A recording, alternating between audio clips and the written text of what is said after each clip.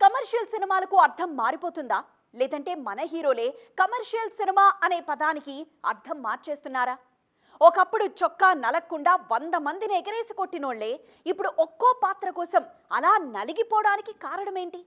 మార్పు మొదలైందా? లేదంటే మారకపోతే కష్టమని మన హీరోలే మారిపోతున్నారా? అసలు ఏం జరుగుతోంది? టాలీవుడ్లో కమర్షియల్ సినిమాకు అర్థం మారిపోతుంది. అర్థం పర్థం లేని కథల కంటే పర్ఫార్మెన్స్ కు స్కోప్ ఉన్న పాత్రలపైనే ఫోకస్ చేస్తున్నారు మన హీరోలు. అలాంటి కథలకే తమ నటనతో కమర్షియల్ స్టామినా తెచ్చే ప్రయత్నం చేస్తున్నారు.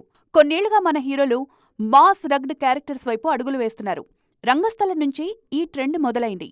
రామ్ చరణ్ లాంటి మాస్ హీరోతో రంగస్థలం లాంటి సినిమా సుకుమార్ అనౌన్స్ చేసినప్పుడు షాక్ అయ్యారంతా. కానీ సినిమా విడుదలయ్యాక తన పర్ఫార్మెన్స్ తో అందర్నీ షాక్ అయ్యేలా చేశాడు సిట్టిబాబు.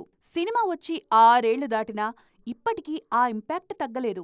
ఆ తర్వాత పుష్ప కోసం అల్లు అర్జున్ ను అలాగే మార్చేశారు లెక్కల మాస్టారు. పుష్పతో బన్నీకి ఏకంగా నేషనల్ అవార్డే వచ్చింది. తాజాగా పుష్ప 2లోనూ అల్లు అర్జున్ నట విశ్వరూపం చూపించారు. ముఖ్యంగా కొన్ని సీన్స్ అయితే పూనకాలు పుట్టించాడు. ఇదే రూట్లోనూ మిగిలిన హీరోలు వెళ్తున్నారు. గతేడాది దసరాతో నాని ఇదే మ్యాజిక్ చేశారు. తాజాగా శ్రీకాంత్ ఓదెలతో చిరు ఇలాంటి మాస్ సినిమాని అనౌన్స్ చేశారు. మొత్తానికి ఈ మార్పు మంచికే అంటున్నారు ఆడియన్స్.